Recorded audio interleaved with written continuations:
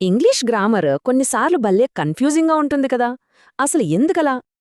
ఈ రూల్స్ అన్నీ చూస్తుంటే ఏంటో ఇలా ఉన్నాయనిపిస్తోంది. కానీ దాని వెనుక ఓ పెద్ద కథే ఉంది. ముఖ్యంగా లాంగ్వేజ్ టెస్టుల్లో ఈ విషయం బాగా తెలుస్తుంది. రూల్స్ అన్నీ మనల్ని చాలా ఇబ్బంది పెడతాయి. ఇవాల్టి రూల్స్ అర్థం కావాలంటే మనం టైంలో కొంచెం వెనక్కి వెళ్ళాలి. చూడండి, ఇది 1382 నాటి ఇంగ్లీష్. అచ్చం వేరే భాషలాగే ఉంది గదా. నమ్మలేరు కాని ఇది కూడా ఇంగ్లీషే. కాకపోతే ఇది చాలా డిఫరెంట్గా పనిచేసే పాత వర్జన్ అన్నమాట.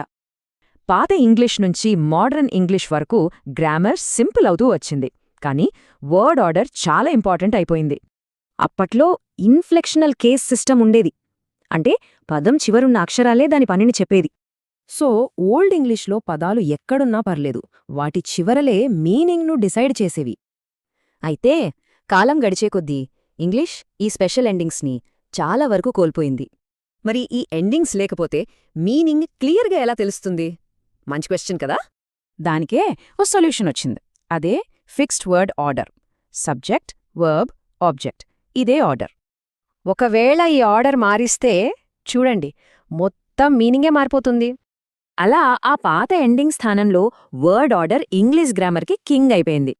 కానీ ఆ పాత సిస్టమ్ తలుకు కొన్ని గుర్తులు ఇంకా మనతోనే ఉన్నాయి. ఉదాహరణకు హీ, హిమ్ లాంటి ప్రొనౌన్స్. ఇవి ఆ పాత సిస్టమ్కి మిగిలిన కొన్ని గుర్తులు.